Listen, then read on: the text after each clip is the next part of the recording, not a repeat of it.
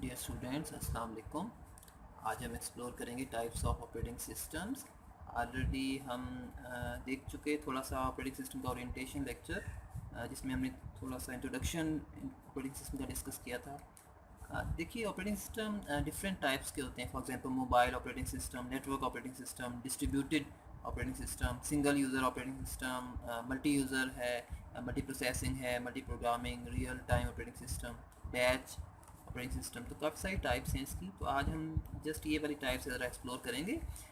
इसमें देखिए, सबसे पहले हमारे पास है batch operating system. Batch operating system नाम से ही ज़ाहिर है बैच, कि ये बैच। अब ये बैच क्या है?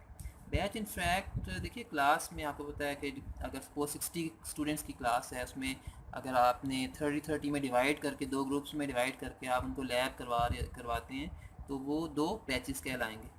ठीक है, तो यहाँ पर भी उसी तरह का एक सिनेरियो है कि डिफरेंट, आप फॉर एग्जांपल ये मेरे पास प्रोसेसर है। ठीक है, एक सिंगल प्रोसेसर है। अगर इस प्रोसेसर को मैं कंप्लीट बैच बनाकर, एक ग्रुप ऑफ जॉब्स बनाकर अगर मैं इसको देता हूँ, ठीक है। अब यहाँ मैं भी जॉब को भी डिफ़ाइन करता हूँ। सपोज जॉब एक प्रोसेस है, प्रोसेस, और यहाँ पर सपोज डिफरेंट जॉब्स का एक मैंने ग्रुप बना दिया, तो ये कहलाएगा आपका बैच। और ये बैच इटसेल्फ जो है, मैं इस सीपीयू को हैंड ओवर कर दूंगा और फिर ये इसको एग्जीक्यूट करेगा। अब ज़रा मैं बता दूं आपको कि जॉब क्या है। जॉब इनफैक्ट, आपने प्रोसेस का नाम सुना, ठीक है। प्रोसेस और प्रोग्राम में आप फ़र्क कर सकते हैं कि प्रोसेस आपकी एक रनिंग एक्टिविटी, एक रनिंग एंटिटी है। जब आपका प्रोग्राम लोड हो जाता है सिस्टम में, तो वो प्रोसेस कहलाता है। तो वही चीज़ आपकी जॉब भी है। जॉब के साथ देखिए, एक तो प्रोग्राम हो गया, दूसरी चीज़ ये आपकी यूज़र की कुछ इनपुट्स हो गई जो आप इनपुट देते हैं। तो ये तमाम चीज़ें मिलकर आपकी जॉब कहला रही हैं। तो जॉब इनफैक्ट एक एक्टिव प्रोग्राम है या एक्टिव स्टेट है, तो उसको आप प्रोसेस भी कह सकते हैं। साथ साथ यहाँ हम पंच कार्ड का भी जिक्र करेंगे, क्योंकि जो बैच ऑपरेटिंग सिस्टम है, इसमें पंच कार्ड्स यूज़ होते थे। ज़ाहिर है ये पहली टाइप है, बड़ी प्रिमिटिव टाइप का ऑपरेटिंग सिस्टम है। तो इसमें पंच कार्ड्स, जो इनपुट आउटपुट जो यूज़ होते थे पहले डिवाइसेस, वो पंच कार्ड्स होती थी या टेप ड्राइव्स होती थी। तो इस तरह का सिस्टम था, या फिर आपकी लाइन प्रिंटर्स होते थे। पंच कार्ड आपका इनपुट के तौर पे भी यूज़ होता था और आउटपुट के तौर पे भी यूज़ होता था।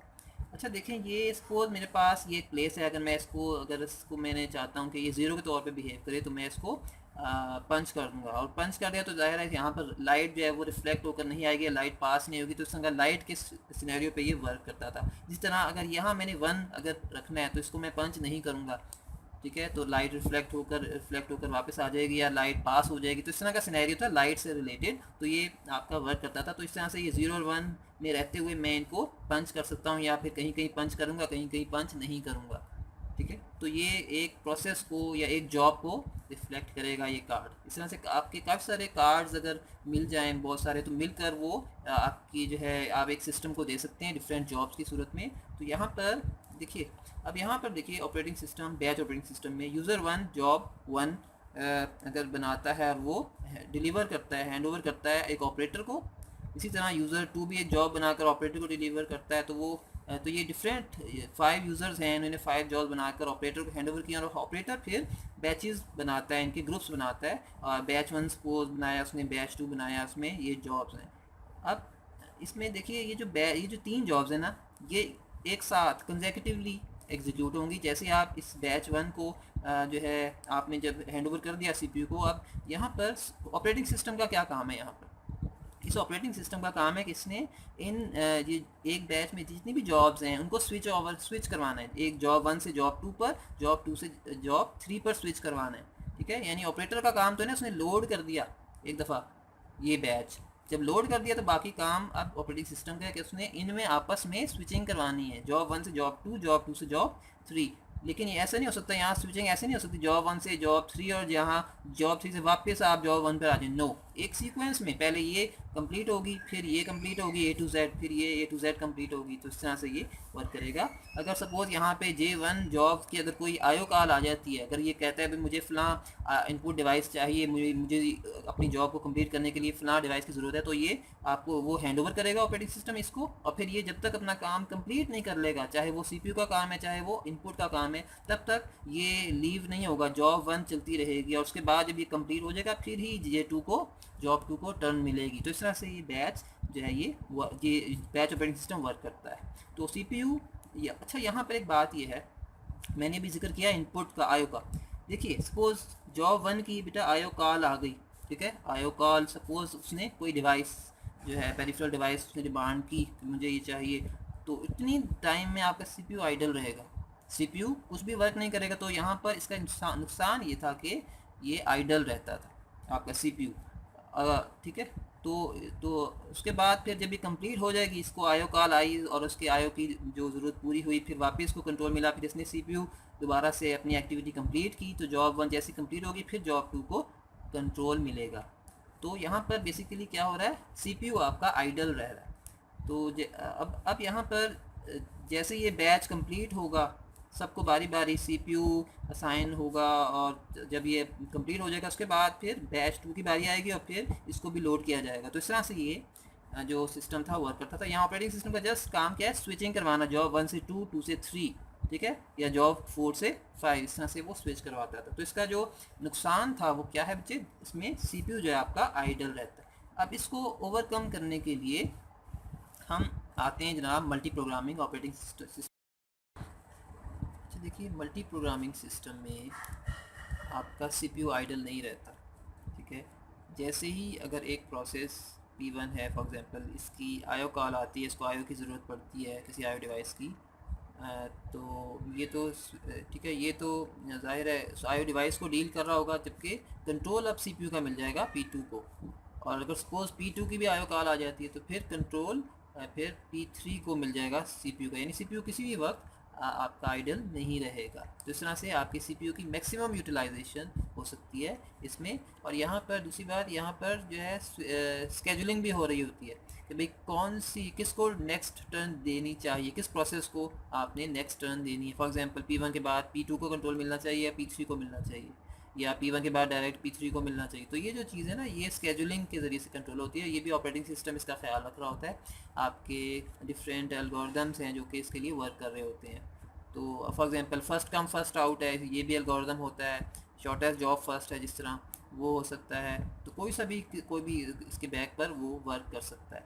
तो मल्टी प्रोग्रामिंग में यहाँ पर सीपीयू जो है आपका वो किसी भी वक्त आइडल नहीं रहता, जबकि यहाँ पर आपकी जैसे ही आयो कॉल आती है किसी भी जॉब की, तो आपका सीपीयू आइडल हो जाता है, और जब तक वो कंप्लीट ना कर ले एक जॉब, आगे कंट्रोल नहीं मिल सकता। तो जबकि यहाँ पर ऐसी बात नहीं है, यहाँ पर आपका फ़ौरन से स्विच हो जाता है और सीपीयू जो है वो आपका मिल जाता है दूसरी जॉब को। और अगर जैसे ही P2 कंप्लीट करे तो वापस जो है कंट्रोल P1 को भी मिल सकता है, या अगर P1 और P2 दोनों अगर आयो में इंगेज हो गए तो P3 को कंट्रोल मिल जाएगा, राइट। अच्छा देखिए उसके बाद फिर हमारे पास जो इसका नुकसान क्या है, यहाँ पहले हम ज़रा डिसएडवांटेज देख लें इसका।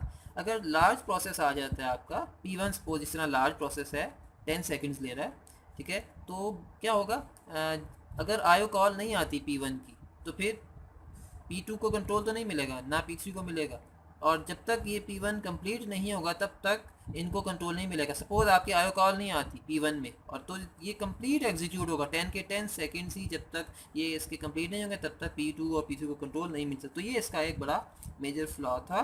तो लार्ज प्रोसेस अगर आ जाए तो उससे क्या होता है कि बाकी जो जॉब्स हैं जिस तरह P2 और P3 छोटी जॉब्स हैं, तो ये बेचा स्टार्व कर जाएंगी। स्टार्व एक हम टर्म यूज़ करते हैं स्टारवेशन, कि उनको नहीं मिलेगा, वो भूख से मर जाएंगे, ठीक है। तो इस तरह से एक टर्म हम यूज़ करते हैं स्टारवेशन की। तो जबकि दूसरी बात यहाँ पर यह है कि यहाँ पर इंटरेक्शन का मसला है, यहाँ पर इंटरेक्टिविटी नहीं है, ठीक है ना। फॉर एग्जांपल अगर एक बड़ी सी जॉब आ गई, सपोज़ ये 10 सेकंड्स है या 100 सेकंड्स की कोई जॉब है, तो दूसरे जो प्रोसेसेस हैं उनको बहुत देर तक फीडबैक नहीं मिलेगी। वो ये समझेंगे कि शायद सिस्टम जो है हमें रिस्पॉन्ड नहीं कर रहा, सिस्टम शायद वर्क नहीं कर रहा, ठीक है। तो इस तरह का कोई मैकेनिज्म होना चाहिए ना कि स्विच कर जाए थोड़ी देर के लिए, इधर आए थोड़ी देर, फिर वहाँ स्विच कर जाए, फिर वहाँ से आगे स्विच कर जाए थोड़ी थोड़ी देर के लिए। तो वो जो मैकेनिज्म है वो चीज़ आपकी मल्टीटास्किंग ऑपरेटिंग सिस्टम कवर कर रही है। और ये कैसे कर रही है, ये टाइम स्लाइसिंग के ज़रिए से कर रही है। और यहाँ पे टाइम क्वांटम डिफाइन कर दिए जाते हैं, छोटे छोटे टाइम लिमिट्स, कि भाई इतने टाइम तक कंट्रोल मिलेगा किसी प्रोसेस को और उसके बाद से छीन लिया जाएगा कंट्रोल। तो हम इसको कहते हैं टाइम शेयर्ड सिस्टम। सब इसमें जो है, और ये जो क्वांटम है, फॉर एग्जांपल मैं अगर 2 सेकंड का अगर एक क्वांटम डिफाइन कर देता हूँ, ठीक है सपोज, तो फिर क्या होगा, अगर P1 को आपने दिए है जॉब, तो उसके अगर 10 सेकंड है, 10 सेकंड में से 2 सेकंड्स के लिए दिया गया, फिर 8 सेकंड रह गए, अब इससे कंट्रोल ले लिया गया, P2 को कंट्रोल दे दिया गया, अभी इसके रहता है टाइम P2 अब 2 सेकंड के लिए चलेगा, ठीक है, 5 में से 2 सेकंड चलेगा, फिर इस तरह आगे कंट्रोल इससे लेकर P3 को दिया जाएगा। वो अब P3 तो कंप्लीट हो गए, 2 ही सेकंड थे, ये सिस्टम से आउट हो गई, तो इस तरह से फिर बाद में P1 P2 P1 इस तरह से करके ये सब जो जिस इसका भी टाइम स्लाइस कंप्लीट होता जाएगा या जॉब है टाइम, तो वो सिस्टम से आउट होती जाएगी और ये इस तरह से एक सीक्वेंस में जो है ये वर्क करेगा। तो यहाँ पर आपके पास एक टाइम स्लाइस है, टाइम जो आपने दे दिया और उस टाइम के बाद आप कंट्रोल जो है वो ले लेते हैं उस जॉब से। तो इस तरह से क्या हुआ, आपकी इंटरेक्टिविटी बढ़ गई।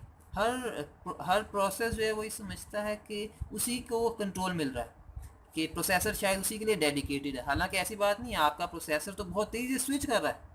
यहाँ पर आपका प्रोसेसर जो है वो बड़ी तेज़ी से, अच्छा ये एक बात याद रखिएगा कि ये जो है ना, हम सिंगल प्रोसेसर के हवाले से बात कर रहे हैं। ये जो है ना एक ही प्रोसेसर है जो कि डिफरेंट प्रोसेसेस पर बड़ी तेज़ी से स्विच कर रहा है, जबकि प्रोसेसर ये समझ रहे हैं कि शायद वो उन्हीं के लिए एक प्रोसेसर है वो जो कि डेडिकेटेड है। ऐसी बात नहीं है, एक प्रोसेसर है, बड़ी तेज़ी से वो सब पर स्विच कर रहा है इस टाइम क्वांटम के लिहाज से। तो इस तरह से जो है वो आपके जितने भी यूज़र्स हैं उनको इंटरेक्टिविटी मिलती रहती है और वो ये समझते हैं कि यानी वो वो उनके यानी डिले नहीं उनको मिल रहा होता है। तो ये जबकि यहाँ पर जो है वो स्टारवेशन होती है और डिले आ रहा होता है, उनकी काफ़ी देर के बाद उनको जो है कंट्रोल मिल रहा होता है डिफरेंट प्रोसेस। तो वो जो एलिमेंट, तो वो जो यहाँ के ये वाले जो डिसएडवांटेजेस थे वो आपका मल्टीटास्किंग उनको कवर कर रही है। अच्छा, इस यहाँ पर चूँकि सिंगल प्रोसेसर था और एक वक्त में एक ही प्रोसेस रन कर सकता था, ठीक है, तो ये अब आप अगर चाहें तो इसको मल्टी प्रोसेसिंग इन्वायरमेंट में भी कर सकते हैं। फॉर एग्जांपल डिफरेंट प्रोसेसेस हैं P1 P2 P3, ये बैक वक्त अगर रन करें तो इस चीज़ को जो है आपका मल्टी प्रोसेसिंग जो है ऑपरेटिंग सिस्टम कवर करता है। यहाँ पर आपने एक चीज़ याद रखनी है, ये जो हम बात कर रहे हैं इसकी इन प्रोसेसेस की, या कि ये जो एक प्रोसेस है वो ये समझेगा कि भाई मेरे लिए ही डेडिकेटेड है, क्योंकि वो इतनी तेज़ी से स्विच कर रहा है ना आपका प्रोसेसर, इतनी वो जितने भी प्रोसेसेस हैं तो उनको पता ही नहीं चलेगा, जबकि यहाँ पर एक ही जो है वो प्रोसेसर है, जबकि वो स्विच कर रहा है। अच्छा, अगर आप चाहें कि पैरेलल रन हो डिफरेंट जो प्रोसेसेस हैं, आपका P1 P2 और P3 पैरेलल रन हो, तो वो उसका यहाँ पर मैकेनिज़्म नहीं है। उसके लिए फिर आपको मल्टी प्रोसेसिंग पर जाना पड़ेगा कि भाई आपकी एक ही बैक वक्त साइमल्टेनियसली P1 भी रन कर रहा हो, P2 भी रन कर रहा हो और P3 भी रन कर रहा हो। तो उसके लिए फिर मल्टी प्रोसेसिंग ऑपरेटिंग सिस्टम है। और मल्टी प्रोसेसिंग ऑपरेटिंग सिस्टम से मैं बात कर रहा हूँ वो जो आजकल कोर सिस्टम्स आ रहे हैं कि एक ही कंप्यूटर में जो आपके प्रोसेसर्स का जो सैंडविच एक होता है, ठीक है ना, डिफरेंट मल्टी कोर उसमें सिस्टम में, तो मैं उसकी बात कर रहा हूँ कि वहाँ पर काफ़ी सारे प्रोसेसर्स लगे होते हैं, 2 या 3 की अगर कोर है बनी हुई, तो वो आपकी वहाँ पर पैरेलल आपका जो है ऑपरेटिंग सिस्टम डिवाइड करके सबको टास्क दे रहा होता है, तो वहाँ पर पैरेलल प्रोसेसिंग हो रही है। तो वहाँ पर ये मुमकिन है कि P1 भी एग्जीक्यूट हो रहा हो उसी वक्त, उसी लम्हे P2 भी वर्क कर रहा हो और P3 भी वर्क कर रहा हो बैक वक्त, जबकि यहाँ पर इस वाले केस में जो कि मल्टी प्रोसेसिंग सिनेरियो नहीं है, इसमें एक ही प्रोसेसर होगा जो कि डिफरेंट प्रोसेसर्स पर स्विच कर रहा होगा बड़ी तेज़ी से। तो यहाँ पर मुझे जो मेन इस मल्टीटास्किंग की बात है वो है टाइम शेयर्ड सिस्टम, या फिर यहाँ पर टाइम स्लाइसेस होते हैं और आप कंट्रोल ले लेते हैं, और चाहे उसकी आईओ डिवाइस की कॉल आए या ना आए, बस एक स्पेसिफिक टाइम के बाद आप उससे कंट्रोल जो है वो स्नैच करके दूसरे प्रोसेस को देते हैं। इस तरह से स्टारवेशन नहीं होती, बाकी जो प्रोसेसेस हैं सबको बारी बारी टर्न मिल रही होती है और इस तरह से इंटरेक्टिविटी बढ़ जाती है, सिस्टम की इंटरेक्टिविटी बढ़ जाती है, राइट। उसके बाद बच्चे देखें मल्टी प्रोसेसिंग भी आपकी कवर हो गई इसमें, राइट। मल्टी प्रोसेसिंग में बस यही है कि अगर आपके पास एक ज़ायद प्रोसेसर्स हैं तो आप जो है डिफरेंट, आपके पास जितने भी क्यू में लगे हुए हैं प्रोसेसेस, 3 प्रोसेसेस हैं, तो तीनों के तीनों बैक वक्त एग्जीक्यूट हो रहे होंगे, तो इस तरह से टाइम मज़ीद आपके सिस्टम का जो है ना वो कम हो जाता है, जल्दी डिले कम हो जाता है, राइट। नेक्स्ट आपका है जनाब रियल टाइम ऑपरेटिंग सिस्टम। देखिए रियल टाइम ऑपरेटिंग सिस्टम क्या है। रियल टाइम ऑपरेटिंग सिस्टम के 2 टाइप्स हैं, सॉफ्ट रियल टाइम सिस्टम और hard real time system. Real time system कहते हैं कि फ़ौरन से इनपुट देना, यानी ऑपरेटिंग सिस्टम फ़ौरन से इनपुट प्रोवाइड करे। आपने अगर कोई की प्रेस की, ठीक है, तो फ़ौरन से आपको वो रिस्पॉन्ड करे, उसका जवाब दे, ये ना हो कि वो डिले करे। देखिए जो सॉफ्ट रियल टाइम सिस्टम है ना, वो अपनी तरफ से बेहतरीन कोशिश करता है। ज़ाहिर सॉफ्टवेयर है, सॉफ्ट से मुराद सॉफ्टवेयर है, सॉफ्टवेयर बेस्ड है एक ऑपरेटिंग सिस्टम जो अपनी तरफ से बेहतरीन कोशिश करेगा आपको, इसे कहते हैं बेस्ट टाइम एफर्ट, ठीक है, ज़ाहिर है, लेकिन इंटरनेट पर रहते वो बेस्ट टाइम एफर्ट ही करेगा अगर, ठीक है। तो लेकिन उसमें डिले आ भी सकता है समटाइम्स।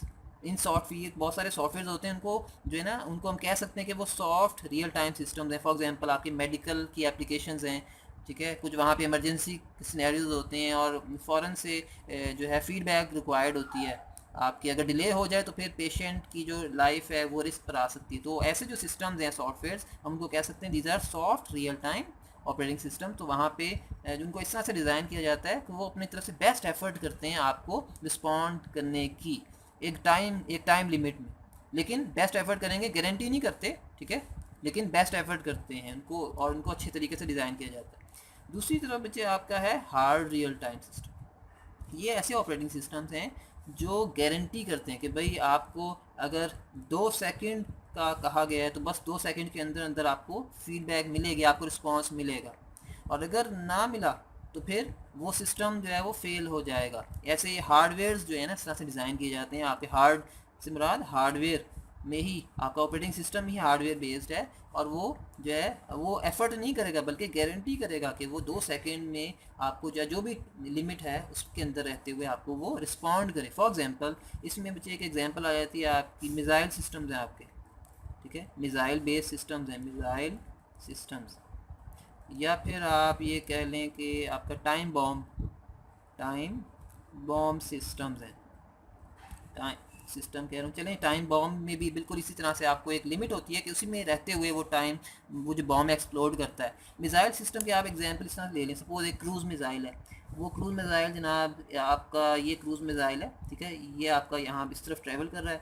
अगर बीच में कोई माउंटेन आ गया, ठीक है, तो यहाँ पर उसको इंस्टेंट फीडबैक चाहिए सिस्टम। अगर जब ठीक है ना, माउंटेन के आगे अगर कोई ऑब्स्ट्रक्शन आ गई है तो अगर फ़ौरन से यहाँ से उसको कैप्चर करके वो प्रोसेस होगी, और अगर प्रोसेस ना हुई तो ऑब्वियसली ये मिज़ाइल यहाँ पर टकरा जाएगा और क्रैश कर जाएगा, ठीक है। तो इसलिए ऐसे ये जो सिस्टम है आपका मिज़ाइल सिस्टम, ये एक हार्ड रियल टाइम सिस्टम कहलाएगा, ऑपरेटिंग सिस्टम, जो कि यहाँ पे प्रोसेस हो रहा होगा और वो फ़ौरन से आपके जो है जो फीडबैक मिली है, इनपुट मिली है सिस्टम से, उसको प्रोसेस करेगा और इसको गाइड करेगा कि भाई इसकी अपनी डायरेक्शन दुरुस्त करे और ये उस तरह से क्रूज़ करे, ठीक है ना। तो इस तरह से तो ये क्रूज़ मिज़ाइल, इस तरह से आपके मिज़ाइल सिस्टम जो है वो वर्क करते हैं। तो ये बच्चे ये कहलाता है आपका हार्ड रियल टाइम सिस्टम। इस तरह से और भी सिस्टम्स होते हैं, इंडस्ट्री में आपके सिस्टम्स होते हैं इस तरह के बताए जाते हैं हार्ड रियल टाइम, राइट। तो आई होप ये क्लियर हो गया कि सॉफ्ट रियल टाइम सिस्टम और हार्ड रियल टाइम सिस्टम में क्या, ये अपनी तरफ से बेस्ट एफर्ट करता है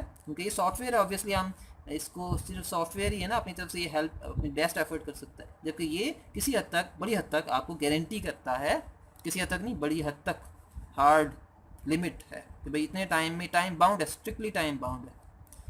तो बच्चे ये भी एक टाइप है आपकी ऑपरेटिंग सिस्टम की। तो आई होप बच्चे ये तमाम टाइप्स जो हैं आपको क्लियर हो गए होंगी। कोई क्वेश्चन है तो आप पूछ सकते हैं। Thank you.